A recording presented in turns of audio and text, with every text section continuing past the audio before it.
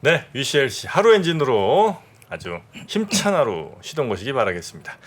자, 그러면 박근영 부장과 함께 오늘 시장 상황 한번 알아보죠. 어서 오십시오. 네, 안녕하십니까. 네, 반갑습니다. 자, 오늘은 뭐 코스피는 보합이었고요. 그리고 코스닥은 조금 떨어졌는데 전체적인 분위기 한번 살펴보면서 또 네. 섹터별로 한번 하나하나 자세히 보죠. 지수는 조용했던 것 같죠. 근데 내부에서는 아주 전쟁 같은 그랬나 일들이 봐요. 많이 벌어졌습니다. 예. 코스피는 1포인트 정도 하락 출발하면서 2581포인트로 출발을 보였습니다. 장 초반 외국인들은 코스피 200과 선물 매수 그리고 기관 선물만 매수하는 출발을 보였는데 개장 직후 외국인 선물 매도로 전환하면서 낙폭이 확대되기도 했습니다. 근데 오늘 특징은 5G 통신 장비주 그리고 자동차, 철강, 해운, 조선과 조선기자재 그리고 톡신과 의류 OEM 등이 강세를 보였습니다. 최근에 별로 이제 움직이지 않았던 섹터들이 좀 많이 움직였고요. 2차 전지, 폐배터리, 리튬, 엔터주, AI 등 최근에 시장을 주도했던 sek터의 하락이 특징적으로 나타났습니다. 외국인 현선물 매도 전환으로 낙폭을 키우던 시장이 10시 30분 기점으로 주가지수 선물이 반등세가 나왔고 기관 및 외국인의 순매도 속에 연기금이 매수세가 유입되면서 지수 하락을 방어했습니다. 다만 코스닥은 시총 상위 2차 전지 소재주가 이제 오전 중에 좀 하락세가 급하게 나왔는데요. 지수에 부담이 됐습니다. 코스피는 외국인 기관 동반 순매도였긴 했지만 매도 규모가 굉장히 제한적이었고요. 여기에 따라서 코스피는 2570선에서 등락이 반복됐고 특별한 이벤트가 부재한 가운데 최근에 기술적인 과열 부담을 덜어놓는 구간 속에서 매물 소화 과정이 계속 전개됐습니다. 기간 조정이 됐던 이런 부분에서 좀 조정세가 이루어졌는데 네. 시총 상위 단에서는 오전에는 2차 전지 소재주들 매물 때문에 코스닥이 좀 안 좋았고요. 오후에는 셀트리온 그룹주들이 급락을 하면서 여파에 미쳤습니다. 한편 최근 코스피 거래대금은 9조 원을 허회하는 모습을 보이면서 증시 전반적으로 숨고르기 국면이 이어갔고요. 외국인들은 오늘도 주로 선물 변동성에 집중을 보였고 코스피에서는 전기전자와 운수장비, 전기가스 등을 매수를 보였고 코스닥에서는 대부분 업종을 매도했습니다.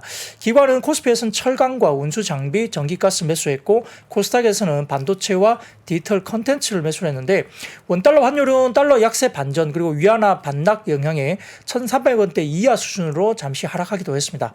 업종별로는 전기가스업 강세를 보였는데 특히 전력 도매 가격이 전기요금보다 낮아지면서 역마진 해소 기대감에 한국전력이 2거래일 연속 반등을 줬고요. 경기 민감 업종들이 대체로 강세를 기록하면서 운수장비는 자동차와 조선주 중심으로 상승했고 네. 운수창고 같은 경우는 해운주 상승 속에 흥하해운이 급등세 전개됐습니다. 반면에 의약품과 의료종밀은 6월 들어서 하락세 지속했고 건설업도 수익률 하위권에 위치한 가운데 전일 사우디 수주 소식에 강세를 보였던 현대건설이 곧바로 차익 매물이 출현됐습니다. 시총 상위 단에서는 카카오와 네이버 등의 인터넷주 약세 영향에 서비스업이 하락세를 보였고요. 코스닥도 외국인 기관 매물이 출회되면서 하락세를 보였는데 업종별로는 일반 전기전자와 오락, 문화, 유통이 약세였고 특히 2차 전지 소재주와 미디어 엔터테인먼트 관련된 약세주 뚜렷했습니다. 반면 게임주 강세에 디지털 컨텐츠 강세를 보였는데 특히 소니와 사업 제휴 기대감에 펄어비스가 장중 8%의 급등세를 보였는데요. 교보증권은 이와 관련해서 IR 담당자에게 확인한 결과 추측성 기사인 것 같다라고 회사 측에서 말했다라고 코멘트를 달았습니다. 그래요? 추측성 기사인 것 같다. 자, 하여튼 오늘 등락이 꽤 컸던 종목들도 좀 있었는데 어디부터 좀 살펴보면 좋겠습니까? 네, 의외로 오늘 의류주가 굉장히 좋았습니다. 의류주요? 예, 영업무역이라든지 이런 관련된 쪽인데요. DB금투가 보고서를 통해서 2분기 영업무역이 시장 기대치를 상회하는 실적을 낼 것이다. 그리고 한세실업은 기대치에 부합하는 영업이익을 실현할 것으로 예상했습니다. 특히 영업무역은 1분기에서 2분기에도 오더는 한 자릿대 성장을 할 것으로 예상했고요. 견조한 탑5 브랜드 바이어의 주문량이 계속적으로 증가세가 나타나고 있다고 긍정적으로 이야기했고 OEM 사업부의 생산 효율성이 경신될 것으로 전망했으니까 영업무역은 굉장히 좋은 코멘트를 냈습니다. 한세실업과 영업무역의 실적과 주가는 선진국 경기에 당연히 연동되겠죠. 그리고 특히 이제 북미 지역이나 이쪽에 재고 수준에 연동이 될 텐데 글로벌 소기 경기와 매크로 변수를 함께 살펴볼 필요가 있다고 코멘트를 했고 의류 소비량은 당연히 이제 외부 활동 증가가 예상되고 리오프닝 때문에 이제 여러 가지 2022년 급증 후에 글로벌 경기가 다소 좀 둔화되고 위축되고 있지만 2023년 바이어들이 이제 재고 소진에 집중하고 있고 다행스럽게도 미국의 도매 판매 관련해서는 재고 수준이 2022년 하반기 이후에 완만하게 계속 낮아지는 모습을 확인하고 있다라고 밝혔습니다. 영모의 경우에는 생산 효율 최고치를 경신 그리고 이제 PER 밸류에이션이 지금 4배 정도 수준이기 때문에 저평가 영역이라고 평가했고 한세 실업은 뭐 올해는 조금 더딘데요. 이걸 이제 하반기 접어들면서 좀 좋아지면서 24년 업황 회복을 가정하면서 매력적인 주가 수준이라고 언급을 했습니다. 그러니까 현재는 영업 모익이 좀 더 낫다는 이야기를 한 겁니다. 사진을 띄워주시면은 DB금투에 관련된 이야기인데요. 자, 보시면 미국의 의류 도매 재고입니다. 이 녹색 그 관련된 그 기둥이 이 보면은 의류 재고인데 굉장히 많이 치솟았어요. 아직도 재고 수준이 높긴 하지만 개월수로 본다면 재고가 좀 빠지고 확실히 보이고 네. YY 증가율도 보면 확실히 빠지고 있죠. 그래서 도매 재고가 빠지는 게 보이고 있는 상황이고 다음 사진 보여주시면 미국의 의류 도매 업황인데요. 결국은 짙은 녹색으로 보이는 밑에 쪽에서 이제 동그라미 쳐진 이게 밑에서 올라오는 이 선이 도매 판매 증가율에서 도매 재고 증가율을 뺀 수치입니다. 그러면 도매 판매 증가율이 도매 재고 증가율보다 훨씬 더 앞서가고 있다는 거잖아요. 올라오고 있으니까 아직은 마이너스권이긴 하지만 이게 이제 확실히 좀 이렇게 긍정적인 방향으로 올라오고 있는 모습이 보이는 거죠. 그러니까 재고는 좀 줄어든다 이거죠. 그렇죠. 네. 재고가 줄고 판매도 어느 정도 회복이 조금 되고 있다. 재고가 줄면서 그렇습니다. 그런데 이제 아직까지는 판매 성장률 대비 재고 성장률을 뺀 게 아직은 마이너스 권역이긴 해요. 근데 재고가 아직 많은 편이긴 합니다만 확실히 재고가 좀 주는 것이 이제 확실히 보이는 모습은 있다는 것을 평가한 겁니다. 보시면 이게 짙은 녹색이 아직 마이너스권에 있잖아요. 그죠? 네. 도매 판매 증가율에서 도매 재고 증가율을 뺀 게 아직은 마이너스권역이긴 합니다. 그죠? 네. 근데 뭐 그래프를 아주 여러 개를 좀 꼬아 놓아서 그런데 네네. 사실 여전히 도매 판매는 그러니까 연두색 줄이잖아요. 예. 그거는 계속 하락세를 지금 보는 거잖아요. 그렇죠. 그죠? 아직은 마이너스권역에 있는 거죠. 그다음에 약간 재고가 이제 확 밀린 거죠. 급격하게 늘었다가 이제 맞습니다. 좀 줄은 건데 네네네. 뭐 이걸로 이게 좋아진다고 볼 수가 있는 겁니까 이게? 근데 이제 결국 재고가 이제 빠지게 되면은 재고를 채우는 수요가 아마 나올 수 있죠. 재고가 줄어들면 그렇죠. 근데 이제 보시면은 이 의류 도매 재고 관련된 부분에서 보시면 결국은 이제 옅은 색깔이 있잖아요. 네. 그게 이제 짙은 녹색 말고 옅은 이게 녹색인가요? 그게 보면 의류 도매 판매가 네. 슬라이스하게 빠지고는 있지만 아주 급격하게 빠지는 부분은 아니거든요. 근데 이제 도매 재고 같은 경우는 완전히 이제 급격하게 좀 꺾이는 부분들이 네. YY 증가율은 확 꺾입니다. 그러다 보니까 이제 이런 부분들이 리스타킹 재고 관련된 이슈가 있다고 보는 거죠. 그래서 구조적으로 일단 조금은 어느 정도 이제 다시 재고를 확충하는 식으로 접어들면서 좀 좋아지는 모습이고 특히 이제 영업무역은 확실히 1, 2분기가 계속 좋은 실적이 나온다는 겁니다. 근데 이제 PER이 4배 정도니까 지금 저평가 국면에서는 좀 긍정적이다라고 네네. 평가를 했고 한세실업은 조금 더디다고 봤어요. 근데 이제 내년 실적에 대한 부분들은 긍정적이라고 약간 보수적인 입장이 있지만 그래도 너무 싸다 이렇게 이야기를 한 것 같습니다. 대신증권도 영업무역에 대해서는 구조적으로 성장하는 기능성 의류 시장의 탑밴더 관련해서 이야기를 했고요. 한세실업은 2분기를 실적 저점으로 수준은 4분기부터 턴어라운드. 그러니까 한세실업은 조금 늦지만 그래도 내년을 바라보자는 이야기를 역시 똑같이 했습니다. 화성 엔터프라이즈에 대해서는 2분기 가동률이 다소 회복하면서 네. 전분기 대비 실적이 좀 개선될 것이라고 평가를 했습니다. 그다음 사진을 보시면 이게 대신증권 자료인데요. 이 마카롯 관련된 부분하고 한세실업의 주가 P, 그러니까 이제 경쟁사를 같이 좀 비교 분석을 한 것 같아요. 그래서 이제 첫 번째 사진은 한세실업과 마카롯 관련된 P인데 마카롯이 주가 많이 올랐죠. 네. 그리고 밸류에이션 PER이 18배까지 올라갔습니다. 최근에. 한세실업은 지금 7배 정도 수준이죠. 그렇게 크게 오르지 못했죠. 그러니까 마카롯이 경쟁사가 많이 올랐다는 거고요. 글로벌 경쟁사가. 그다음 사진은 에클랏과 영업무역의 주가인데 영업무역은 4배 수준이고요. 에클랏은 26배 정도 수준입니다. 그러니까 PER로 봤을 때는 좀 다소 좀 너무 싼 거 아니냐라고 평가를 하는 것 같습니다. 네네. 그리고 다음 사진 보시면 글로벌 주요 브랜드의 기업 재고 현황인데요.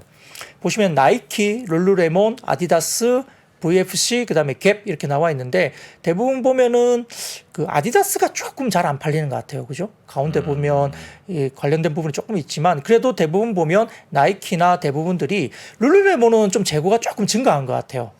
그죠? 네. 약간 올라왔잖아요. 다시 재고 관련된 QOQ 분기 대비로 봐서는 9% 증가했거든. 룰루레몬은. 근데 나머지 보면 전분기 대비 마이너스 권으로 다 빠지고 있죠. 재고들이. 네네. 그죠? 나이키, 아디다스, VFC, 갭 등도 대부분 다 전분기 대비해서 좀 빠지는 권역에 있기 때문에 아마 이런 부분에 대해서는 재고 상황이 좀 빠지는 국면에서 이제 좀 좋아지는 국면으로 돌아선다라고 평가를 하는 것 같습니다. 네.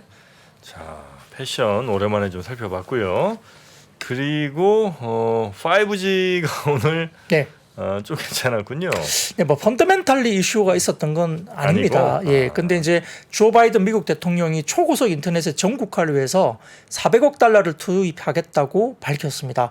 이게 이제 현지 시간 26일인데요. 결국은 그 자신의 경제 성과를 집중적으로 홍보하는 3주간의 인베스트 인 아메리카 투어에 나섰고 이날 이제 첫 번째 이벤트로 백악관 연설을 통해서 초고속 인터넷의 실질적인 전국화를 이제 발표를 했고 미국의 모든 지역을 초고속 인터넷으로 연결하기 위해서 400억 달러 한화로 약 52조 3천억 정도의 자금을 할당하겠다라고 이제 커멘트를 한 겁니다.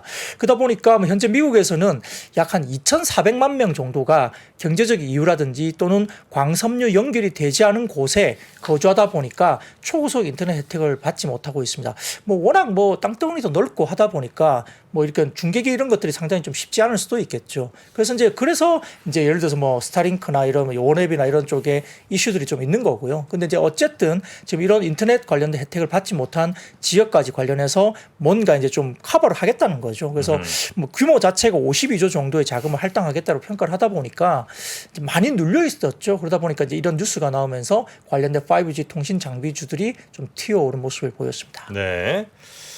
자, 그리고 철강주 봅니까? 네.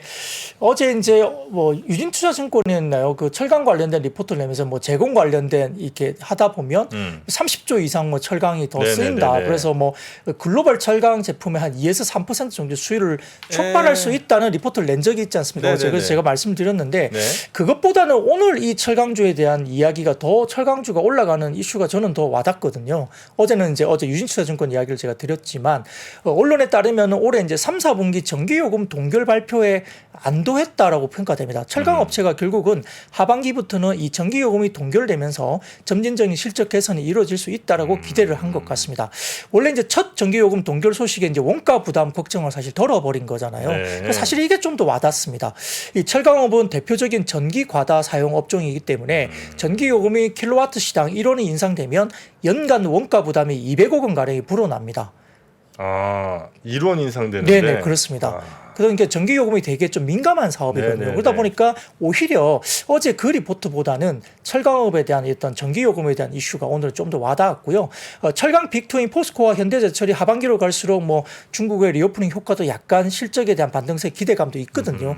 워낙 상반기에 중국이 이제 리오프닝이나 이런 기대감이 못 미친 상황이기 때문에 최근에 금리도 인하하고 그다음 부동산 정책도 조만간 나올 것이다 이야기되다 보니까 철강 관련된 기본적인 인프라 관련된 쪽도 상당히 좀 이야기들이 많습니다. 그래서 네. 중국 정부가 경기 부양을 위해서 1조 위안의 특별 국채 발행 그리고 소도시 다주택 투자 제한 조치를 폐지하는 방안을 지금 검토하고 있다고 계속 이야기가 나오고 있기 때문에 네. 이게 발표가 되면 중국의 경기 부양책 발표가 임박하면서 좀 더 가시적인 경기 민감주들이 움직일 수 있다. 이런 면에서도 철강주들에 대한 부분들이 좀 있는데 아무튼 이게 이야기되면서 이제 한국전력도 상당히 좀 주가들이 이틀 정도 좋았다고 제가 말씀드렸잖아요. 네. 그래서 보시면 사진을 좀 띄워주시면 S&P라고 한 부분들이 있는데 월별 추이입니다. 이게 제일 마지막 쪽 그 막대 그래프를 보시면은 확 줄어들었죠. 많이 치솟았다가. 이 S&P라는 것은 한국전력이 발전사로부터 전력을 구입하는 도매가입니다. 도매가. 이게 이제 확 늘었다 확 줄었잖아요. 네. 그죠? 이게 전력 도매 가격인데 이 요금보다 상당히 낮아진 정도 수준까지 줄어든 거죠. S&P가. 한전이니까 여러 발전 자회사라든지 뭐 이런 데서 이제 전기를 사들이게 되는데 네네. 그 도매 가격이 많이 좀 내려갔다. 그렇죠. 그러니까 한전 입장에서는 원가가 좀 낮아진 효과가 있으니까 네. 아무래도 좀 더 적자 폭이 좀 줄어들거나 뭐 이럴 수 있겠다는 그렇죠. 그런 예상인 예, 거군요. 지금 현재 전력 도매 가격은 요금보다 낮아져서 한국전력이 역마진 상황이 해소되면서 아마 실적 개선세가 흑자 가능성도 하반기에는 열려 있는 거죠. 지금 이제 도매 가격이 요금보다 높으니까 받는 사람들한테 받는 요금보다 원가가 더 비싼 상황이고, 그렇죠. 네네. 근데 적자가 이제는 계속되는 원가 좀 내려가는 상황이다. 네네. 네. 그래서 이제 이 자료는 변두 매니저라는 플랫폼에서 가져왔는데 아무튼 한국 한국전력의 실적에서는 한국전력이 좋아지는 효과도 분명히 있고요. 네. 그다음에 이제 한국전력이 또 좋아지면 회사채 시장의 영향도 굉장히 긍정적일 거예요. 한전채 같은 경우는 되게 이제 인기가 좋거든요. 네. 그러다 보니까 이런 쪽이 항전 관련된 부분들이 좋아지면 회사채 시장의 정상화에도 좀 긍정적인 영향도 미칠 수 있는 이슈이기 때문에 좀 어떻게 보면 시장에 대한 긍정적인 영향도 있다 볼 수 있는데요. 아무튼 이렇게 진행이 되면서 뭐 철강 업종도 좀 원가 부담에 대한 이런 것도 좀 해소가 되고 한전도 좀 좋아지는 그림으로 가는 것 같습니다. 네. 참고로 말씀드리면 저 S&P 가격 같은 경우는 LNG 가격이 연동이 되거든요. 아. 왜냐하면 그 발전소별로 세우면서 네. 매일매일 가격이 정해집니다. S&P 가격이. 근데 맨 끝에 정해지는 게 LNG가 가장 원가가 높기 때문에 LNG 발전소의 단가가 정해지는데 네. 최근 그 유가가 많이 빠지면서 LNG 가격이 지금 많이 빠지고 있습니다. 네네. 그래서 그게 반영이 돼서 지금 많이 빠지고 있고 지금 LNG 가격 우리나라 수입 가격이 계속 빠지고 있기 때문에 뭐 앞으로 2, 3개월도 계속 빠지면서 한전의 그 이익이 흑자 전환이 많이 그 가세될 거라고 보고 있습니다. 네네네. 자, LNG 가격과 거의 뭐 직결되는 예. 이 전기 도매 가격까지 저희가 그래프를 좀 살펴봤고요. 다음은 역시 물가 관련된 소식인 거군요. 네, 뭐 농림축산식품부가 대한제분, CJ제일제당 등 주요 제분업체들과 간담회를 갖고 국제 이제 밀가격 하락했다는 밀가루 가격 인하 협정을 요청했다. 그래서 결국 이제 밀가루 가격은 인하가 될 것 같습니다. 그래서 이제 선물 가격과 수입 가격이 시차, 부대 비용, 환율 상승 등을 고려해서 다음 달 밀가루 출하 인하 가격 인하를 검토하겠다는 입장을 정부에 전달했고요. 뭐 경영 안정을 위해서 이제 구매 자금 등의 뭐 지원도 요청했다 전해졌습니다. 그러니까 결국 밀가루 가격은 인하가 되는 것 같습니다. 밀가루 가격 인하 추진은 결국은 이제 라면값 인하 발언 이후에 후속 조치이기 때문에 밀가루 가격 인하가 이루어져야 라면값도 조정이 이루어진다라고 분석되고 있고, 다만 이제 뭐 밀가루가 뭐 인하를 앞세워서 이제 라면뿐만 아니라 뭐 과자, 빵, 뭐 피자 등등의 뭐 밀가루 가격이 들어가는 가격에도 다 영향을 줄 수 있기 때문에 정부의 어떤 이런 뭐 포지션이 업계 전반적으로 퍼질 것을 약간 뭐 영향을 미칠 수 있다 볼 수 있겠죠. 그래서 관련된 종목 중에서는 이제 뭐 신송홀딩스나 미래생명자원, 한탑, 뭐 오리온, 대한제당 등의 음식료 일부 업종들이 이제 주가가 다 좋지 못했습니다. 사진을 띄워주시면 소비자 물가 추이를 보여주는 평가인데요. 통계청 자료를 가져온 이제 어떤 자료인 것 같습니다. 보시면은 전년 동월 대비 이게 보시면 소비자 물가가 이제 회색 선으로 보이실 텐데 밀가루가 빠지긴 했었어요, 확실히. 올해 네, 1월부터 네, 보면은 소비자 물가 추이에서 밀가루가 이제 차지하는 비중들이 계속적으로 좀 빠지는 추세가 있고요. 그다음에 라면은 그렇게 별로 안 빠졌죠. 13% 정도 가격 인상 효과가 있었고요. 소주도 좀 빠지면서 이제 조금 바닥을 기고 있습니다. 크게 소주 가격이 이제 물가 추이에 영향을 많이 미친 건 아닌 것 같고요. 뭐 전체적으로 보시면은 밀가루가 빠지고 있습니다. 그러다 보니까 이제 말씀드렸듯이 밀가루 가격이 인하하면 라면 가격을 내려라, 이게 이제 형성이 되겠죠. 그래서 오늘 장 막판에 거의 이제 장 끝말 무렵에 막판에 농심이 신라면을 50원, 새우깡을 100원 인하하겠다고 발표를 했습니다.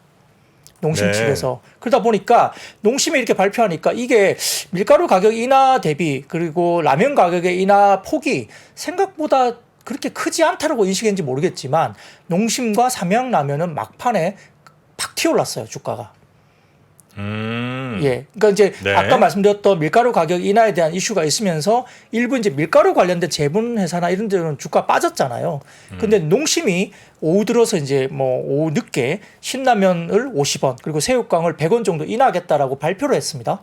뭐 오뚜기나 다른 쪽은 이제 거의 따라서 하겠죠. 그러다 보니까 오히려 많이 빠졌습니다. 최근에 농심이나 삼양식품이 많이 빠졌는데 농심과 삼양식품 등이 주가 갑자기 튀어오르기 시작했습니다. 이 발표가 나오면서. 네. 그래서 이제 인하폭에 대한 부분들이 어느 정도 시장에 생각했던 것보다 너무 크지 않고 좀 불확실성이 해소된 것이 아니냐라고 생각을 하는 것 같아요. 그리고 밀가루 가격이 빠지면 어차피 뭐 농심이나 뭐 신라면 쪽 가격을 좀 예를 들어서 뭐 좀 내린다 해도 뭐 전체적인 마진 스프레드는 그렇게 크게 영향이 없을 수도 있거든요. 그러다 보니까 주가가 많이 빠져 있는 상태에서 농심이나 삼양식품 등은 주가가 올랐다, 이렇게 볼 수 있습니다. 네. 밀가루, 농심, 하여튼 라면 관련된 얘기들이 요즘에 최근에 좀 나오곤 있는데, 이런 거는 뭐 주가보다도 아마 이 서민분들이 혹은 뭐 대다수의 많은 국민분들, 젊은 분들이 특히 이제 라면값에 조금 더 예민할 수 있으니까, 그렇죠. 예, 이 주가보다는 이제 그쪽 얘기가 좀 더 많이 나오는 것 같긴 하더라고요. 그렇죠. 이제 네. 우리가 소주 가격하고 그렇죠, 라면 가격은 그렇죠. 되게 네. 예민하거든요. 소주랑 라면. 네. 네. 자, 그리고 2차 전지 얘기 한번 좀 가보겠습니다. 네, 뭐 지난밤 뉴욕 증시에서 테슬라가 6%대 급락세를 보였습니다. 역시 골드만삭스도 그 투자 의견 하향 조정 소식이 나왔고요. 여기에 따라서 테슬라가 영향을 받았는데 최근에 뭐 미국 증권가에서도 테슬라에 대한 어떤 하향 조정이 일부 몇 가지 IB 쪽에서 계속 나옵니다. 골드만삭스도 이제 테슬라에 대해서 이익을 실현할 때라고 언급하면서 매수에서 중립으로 하향했고요. 뭐 최근에 테슬라의 최근 랠리 이후에 테슬라의 총 마진과 주가 배수에 무게를 두고 장기적인 기회를 볼 때라고 밝히면서 전기차의 경쟁이 치열해지면서 전기차 관련된 가격이 인하될 것이고 이에 따라 테슬라의 마진 압박을 받을 수 있다고 이제 지적을 한 것 같습니다. 사진을 띄워주시면 이와 관련된 해외 쪽의 언론 보도가 나와 있는데요. 지금 다운그레이드 하고 있는 게 테슬라가 골드만삭스라든지 뭐 그 외에도 몇 가지 IB 쪽에서 역시 이야기가 되고 있기 때문에 월스트리트 쪽에서 약간 어떤 뭐랄까 코션 이런 테슬라 관련된 부분에서 약간 EV 관련된 쪽에 대한 어떤 약간 하향 조정에 대한 이슈가 이어지고 있다는 이제 외신 보도가 있었습니다.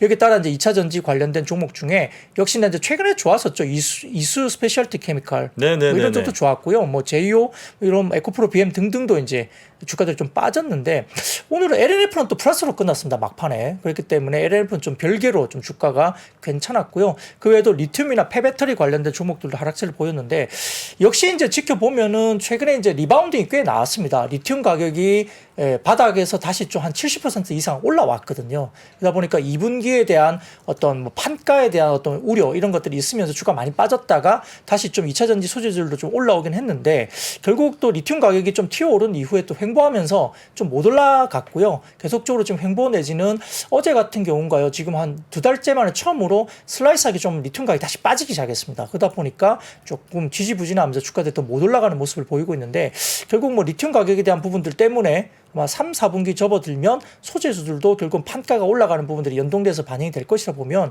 2분기 정도의 바닥권 형성이 되지 않을까 실적과 관련해서는 그런 부분들을 좀 추정할 수 있고요. 2차 전지 관련된 테슬라에 대한 이슈가 다소 조금은 보수적인 코멘터리 나오고 있는 부분들이 국내 2차 전지 관련된 주에도 좀 영향을 미치고 있다 볼 수 있습니다. 네, 2차 전지 하여튼 오늘 전체적으로 조금 분위기는 좀 안 좋아지는 것 같은데 오늘도 그렇고 하여튼 요즘 며칠 계속 그냥 2차 전지는 썩 이렇게 강한 모습은 못 보여주고 있는 거죠. 네. 그런데 오늘 같은 경우는 꽤 많이 빠졌다 그래도 아래꼬리를 달았어요. 아, 그래요? 소재주들은 아래꼬리를 달았고요. 아까 말씀드렸듯이 LNF는 플러스 마무리가 됐거든요. 네. 그러니까 이제 그렇게 아주 안 좋은 건 아닌데 말씀드렸듯이 이제 리튬 가격이 너무 많이 빠지다 보니까 이제 2분기 관련된 그 상품 가격, 그러니까 소재 관련된 상품 가격이 이제 리튬 가격에 연동하잖아요. 그러니까 거기에 대한 우려가 사실 있었고, 근데 그게 이제 바로 연동은 안 되고 한 3개월 이상 레깅이 됩니다.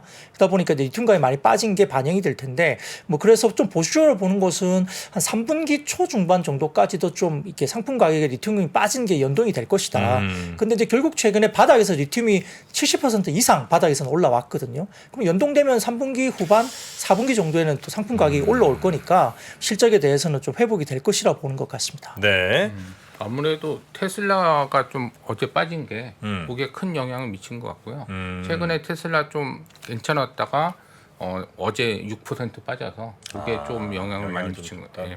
아, 결국 이제 테슬라 영향을 2차전지주들이 많이 받을 수밖에 없는 그런 상황이군요. 그러니까 1월 달에도 이제 바닥을 잡고 올라올 때 테슬라가 반등하면서 2차전지가 올라왔고 최근에도 테슬라 주가가 좋으면서 2차전지도 좀 좋은 상황이었는데 어제 좀 6% 빠지면서 그 영향을 좀 받은 것 같습니다. 자, 그리고 다음 섹터는 어디 가볼까요? 네, 일부 관련 화장품주들이 오늘 좀 좋았습니다. 교보증권에서 보고서를 냈는데요. 역시 그 코로나19 등의 뭐 매크로적 이슈로 대형 화장품 두 개사, 그러니까 뭐 아모레퍼시픽과 LG 생활건강을 말하는 것 같은데 중국향 수출이 둔화되면서 역시 이제 6.18 행사에도 좀 안 보였죠. 틱톡 관련된 플랫폼에서는 한 10위권 정도에 보였습니다만 최근에 약간 좀 역시 주춤합니다. 그래서 화장품 수출 내에서 대형 두 개사의 점유율은 2020년에 46%까지 치솟았다가 올해 1분기에는 35%까지 점차 하락하고 있습니다. 2012년 20%에 불과했던 중소형 화장품사 점유율은 오히려 올해 1분기에 65%까지 상승했습니다. 사진을 보여주시면 교보증권 리서치센터에서 나온 한국의 화장품 수출 내 대형 브랜드 두 개사의 비중인데요. 확실히 빠졌습니다. 2013년도에는 아모레퍼시픽과 LG생활건강이 거의 89% 거의 90% 정도가 수출 쪽의 비중이 두 개사가 형성됐는데 지금은 이제 수출 가운데 35%밖에 안 된다는 거죠. 그럼 대형사가 이렇게 줄었으면 뭐죠? 중소형사들의 약진이 된다는 겁니다. 다음 사진 보시면은 한국의 그 수출액 내에서 중국 및 미국의 비중인데 확실히 중국 비중이 53.2%까지 수출액이 많이 이제 차지하다가 35.8%로 확 줄었습니다. 근데 미국 비중이 이제 올라가죠. 네. 2019년 8%대에서 12.7%로 이제 시장이 큰 시장이 하나 이제 서서히 올라오기 시작하는 겁니다. 거기다가 이제 K뷰티 이제 2차 전성기가 중국향의 대형 브랜드사 이 조합이 아니고 교보증권에 통하면 역시 이제 글로벌 중국 외의 글로벌과 중소형 브랜드사의 조합이 될 것이다라고 이제 전망했었고요.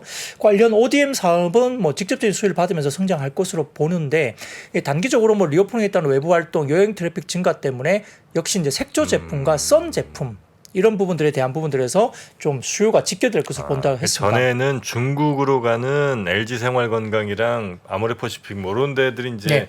1차 K뷰티 웨이브를 이제 만들었던 건데 네. 이제는 조금 중소형사들의 이제 좀 중국에만 너무 몰리지 않은 전 세계로 파는 이런 게 이제 K뷰티 두 번째 웨이브가 될 것 같다. 그렇죠. 네. 중국의 매출 집중되지 않고 글로벌 사이즈를 가지고 중소형 브랜드들 그리고 색조와 선 제품 이런 쪽으로 이제 집중을 한 거죠. 네네. 다음 사진 보시면 대형 브랜드 두 개사와 중소형사의 수출액 추이인데요. 이게 이제 회색 봄으로 보이시는 부분들이 이게 아마 그 대형 두 개사이겠죠? 예, 그리고 약간 푸른색으로 보이는 쪽이 이제 중소형사 제조사입니다. 쭉 올라오면서 보시면 확실히 한 2배 가까이 늘어나기 시작합니다. 지금 현재 2022년 기준으로 보시더라도. 네. 그러니까 이제 중소형사들 쪽에 포지션이 이렇게 많이 커져 있는 거죠. 수출액 추이에서도 굉장히 많이 늘었습니다. 근데 이게 중국향은 당연히 아니겠죠. 네. 대부분 다 이제 중국을 제외한 뭐 미국향이라든지 일본향도 많이 있습니다. 다음 사진 보시면 미국의 화장품 수입국 비중인데요. 이게 가운데 짙은 푸른색이 한국입니다. 꾸준하게 미국 쪽에 포지션이 올라가고 있습니다. 거의 한 10% 한 중반 정도까지 올라왔죠. 그러네요. 예, 미국에서 수입하는 화장품이 한국에서 수입하는 게 10% 중반 정도까지 올라왔고요. 프랑스는 거의 비슷하게 뭐 유지가 되고 있습니다. 10%대 중후반 정도 그죠? 프랑스는 비슷하게 했고 이탈리아도 꽤 올라왔습니다. 최근에. 근데 이제 한국이 역전했죠. 네. 2019년 이후로부터 한국이 이탈리아보다 미국 쪽에 훨씬 더 수출 많이 합니다. 그래서 이제 미국 시장이 좀 열리는 게 보이는 거고 다음 시장 재밌습니다. 일본의 화장품 수입국 비중입니다. 제가 지난번에 말씀드렸듯이 일본의 수입은 한국 제품을 제일 많이 가져갑니다. 그죠? 지금 2015년도에는 10%가 채 안 됐는데요. 네네. 거의 35%, 40% 육박할 정도로 일본에서는 한국 제품 수입이 엄청나게 그러네요. 늘었습니다. 예. 그리고 오히려 프랑스 제품은 쭉 빠지고 있죠. 미국도 빠지고. 네, 미국도 좀 빠지는 추세죠. 예. 그러니까 한국 제품에 대한 선호가 일본 시장에서 굉장히 많이 늘어나고 있다. 뭐 이런 쪽이죠. 그러니까 일본 쪽에 드럭스토어에 가면 확실히 한국 제품의 색조 화장품이 드럭스토어에 굉장히 많이 나열되어 있고 그래요? 잘 팔린다고 해요. 그러다 보니까 결국 이거는 인디 브랜드거든요. 그래서 이제 중소형 브랜드, 색조 잘하는 인디 브랜드들이 확실히 많이 늘어나고 있고 그 다음 사진을 보시면은 올해 이제 상반기에 ODM사의 업체별 마진인데요. 자, 우리가 이제 ODM사 중에 강자로 이야기했던 코스맥스나 한국 콜마 보시면 마진율이 이게 이제 약간 짙은 푸른색이 이제 2023년 1분기고 옅은 푸른색이 올해 2분기 마진율인데 각 업체마다 마진율은 확실히 올라갑니다. 그죠? 올해 1분기 대비 2분기에 마진율이 올라가는 게 보여요. 네. 그러니까 ODM사들은 확실히 좋아지는데 마진율 추이를 보면 CNC 인터내셔널인가 이거 뭐 완전히 독보적이잖아요. 16% 넘습니다. 네네. 마진율이. 근데 이제 코스맥스나 한국콜마는 아직도 뭐 미드 싱글, 뭐 하이 싱글 정도 수준이거든요.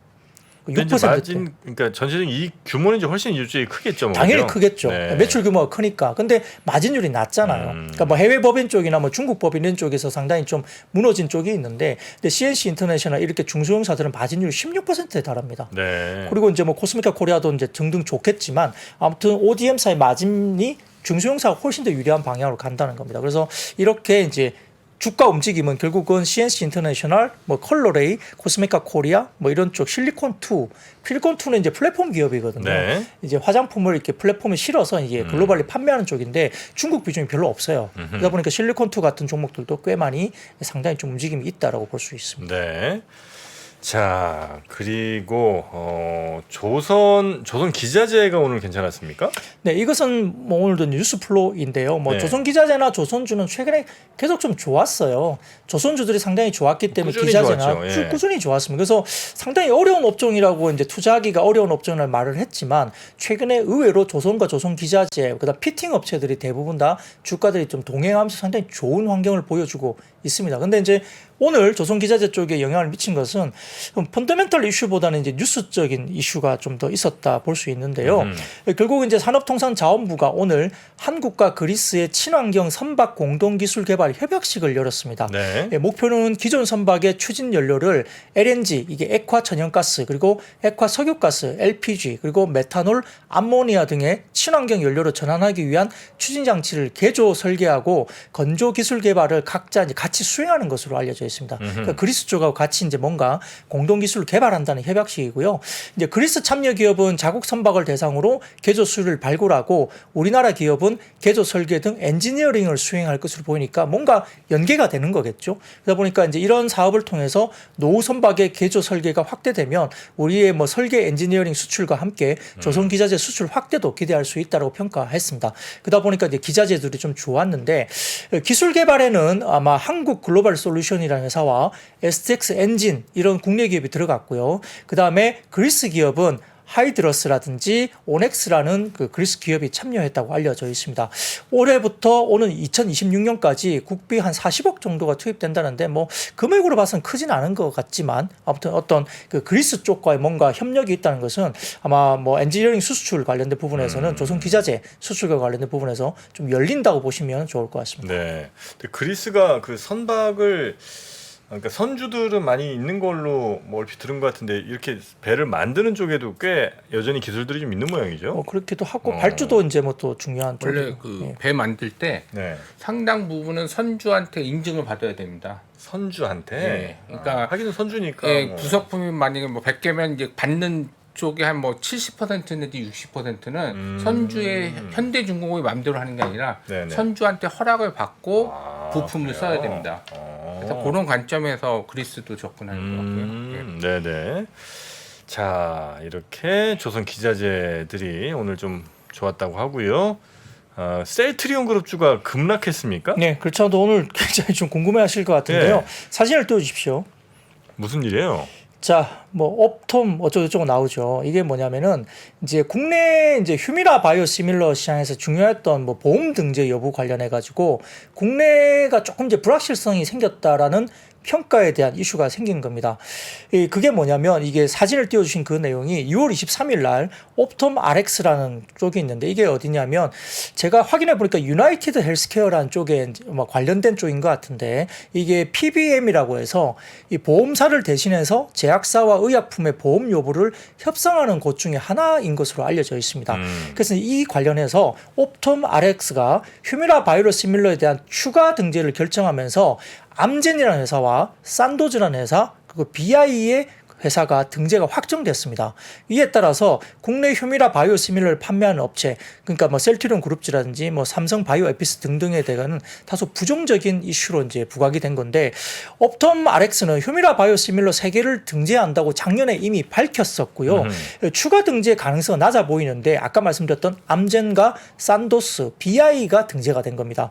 그러다 보니까 또 다른 뭐 PBM 같은 경우에 아까 말씀드렸던 PBM은 아까 말씀드렸죠. 어떤 보험 등재 관련된 어떤 협상을 하는 기구인데 또 다른 PBM인 CVS라는 곳이 있는데 이쪽은 오리지널 휴미라 등재만을 당분간 유지한다고 언급했기 때문에 그러면 이제 남아있는 것은 익스프레스 스크립트라는 PBM만 남아있는 거죠. 그래서 지금 이렇게 이야기되고 있는 옵톰 RX나 그 다음에 CVS나 익스프레스 스크립트 중에 아까 말씀드렸던 옵톰 RX에서는 다소 좀 빠지는 듯한 느낌이 들고 그 다음에 또 다른 PBM인 그 CVS는 오리지널 휴미라 등재만을 당분간 유지한다고 언급했으니까 결국은 익스프레스 스크립트만 이제 우리가 들어갈 수 있는 겁니다. 네. 그러니까 이제 이렇게 국내 업체에 관련된 휴미라 바이오시밀러 등재를 사실은 좀 기다려야 되는 입장인데 그러다 보니까 이제 보험 등재가 좀 힘들어진 거 아니야? 이런 추정을 한 거죠. 그러다 보니까 이제 좀 오늘 급락세가 나타났는데 이베스트 투자증권에서도 뭐 관련해서 이 다른 PBM 그러니까 보험사를 대신해서 제약사 의약품 보험 여부를 협상하는 곳과 관련해서 다른 PBM사를 노려야 되는데 아마 그걸 추정하건대 익스프레스 스크립츠라는 회사 하나만 남아 있는 거죠. 네. 그 아니면은 이번에 나온 관련된 부분에서는 이제 사보험에 대한 건이기 때문에 아마 공보험을 또 노리는 경우밖에는 남아 있지 않다라고 보는 것 같습니다. 네. 그래서 이제 사보험 같은 경우는 아까 말씀드렸던 익스프레스 스크립츠라는 곳 또는 공보험 쪽으로 이제 노려야 되는 거죠. 그래서 이와 관련된 부분 때문에 셀트리온주가 급락을 했는데 오늘 셀트리온이 그 장이 끝나고 뉴스를 냈어요. 네. 그래서 타 PBM사와 아주 긴밀한 협상을 진행하고 있다. 그 보험 등지의 불확실성은 별로 없다. 이렇게 또 뉴스를 잠깐 맞추고 냈습니다. 그러다 보니까 이게 이제 어떤 식으로 내일 이제 반응을 할지는 잘 모르겠어요. 네, 네. 근데 아까 말씀드렸던 세 가지 업체, 그러니까 PBM사 중에 세 가지 업체, 아까 말씀드렸던 옵톰 RX, CVS, 익스프레스 스크립츠 이 세 개 정도가 있는데 두 개는 일단 조금 안 되는 분위기 같고 관련된 익스프레스 스크립츠 정도가 남아 있고 그다음에 사보험 이외에 공보험 쪽이 남아 있다. 이렇게 보실 수 있는데요. 제가 이제 좀 아무래도 여기에 대한 뭐 뎁스가 뭐 낮다 보니까 네. 이것은 이제 좀 제약 바이오 쪽에서 누가 좀 긴밀하게 좀 이것을 코멘트를 좀 해주시면 좋겠습니다. 네. 자, 하여튼 뭐 셀트리온이 한 8% 넘게 빠진 것 같고요. 셀트리온 헬스케어나 셀트리온 제약도 역시 꽤 큰 폭으로 하락을 했는데 여기에 이제 이런 배경이 아마 있는 것 같다라고 볼 수가 있겠고요. 네. 여기에 대한 기술적인 혹은 좀 더 깊이 있는 이야기는 저희가 조만간 다시 한번 뭐 바이오 관련된 전문가에게 한번 또 여쭤보도록 하겠습니다. 자, 그리고 다음 섹터 어디 가볼까요?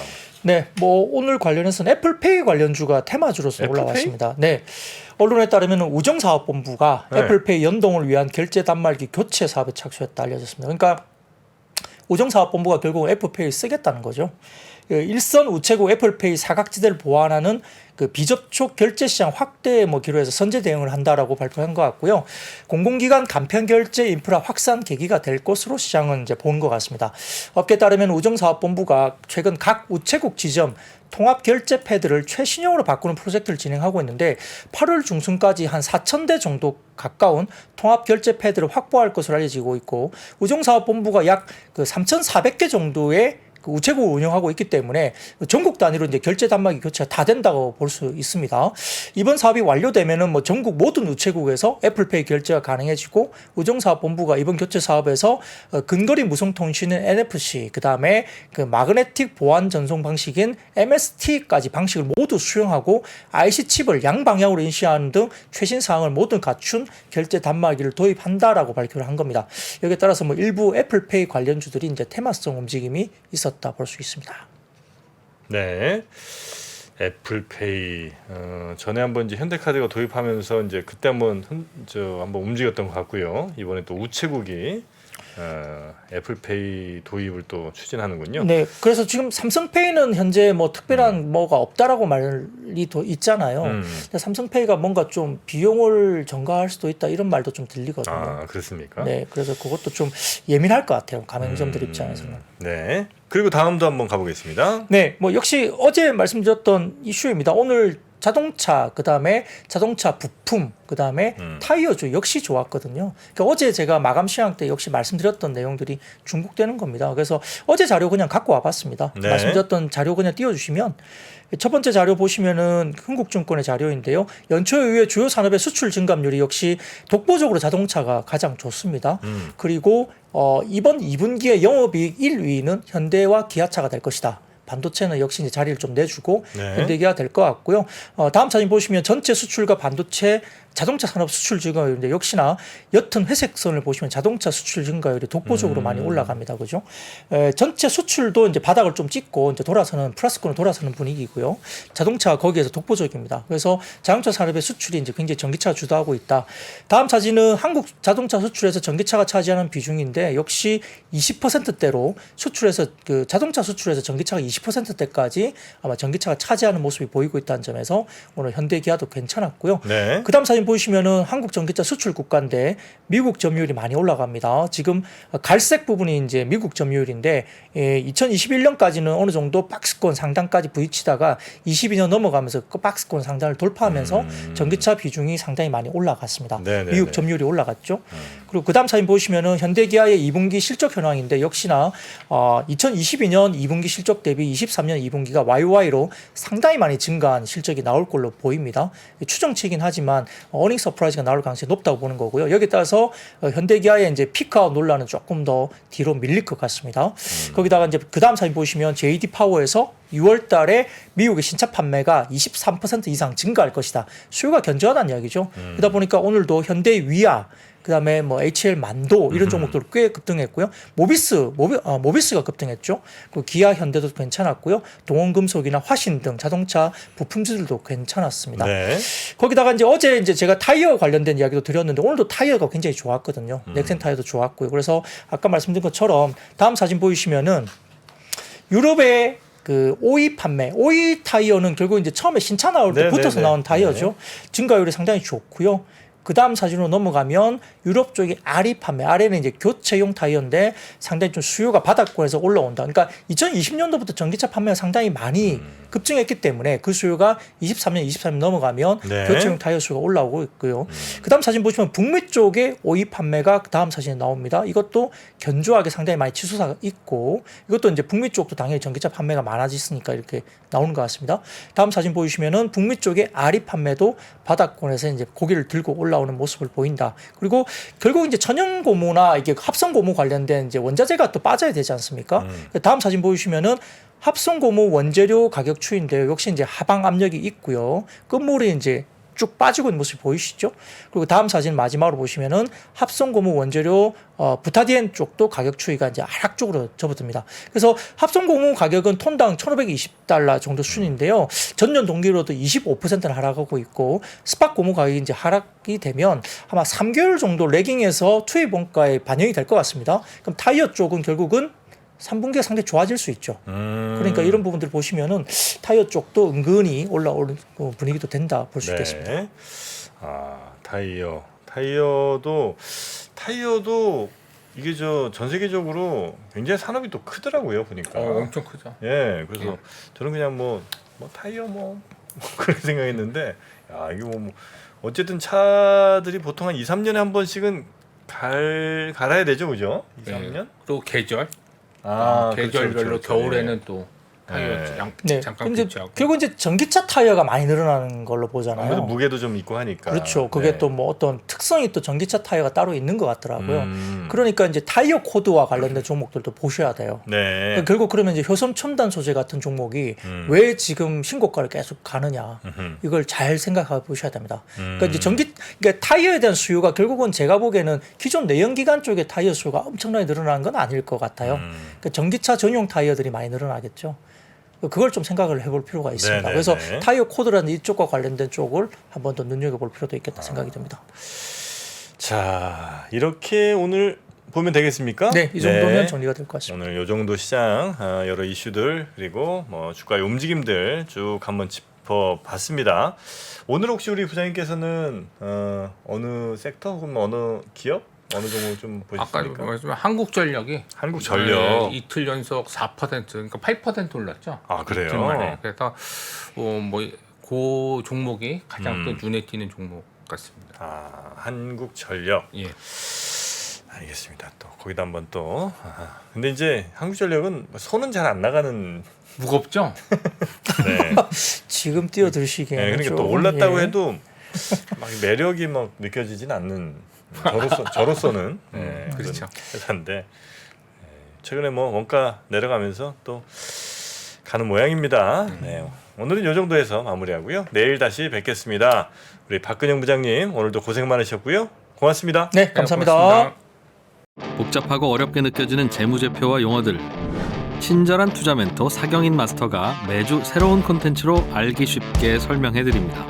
재무제표 분석과 포트폴리오 구성, 뭐 양대 재무제표라고 그러면 대차대조표랑 손익계산서가 있거든요. 매수 매도 방법, 이때 사는 게 좋겠네, 이렇게 사면 좋겠다. 근데 이렇게 살려면 뭘 해야 되냐면요, 나머지 3분의 1은 놔둬봅니다. 어디까지 가는지. 실전 투자 팁까지 알려드립니다. 오직 3프로 멤버십에서만 만나실 수 있습니다.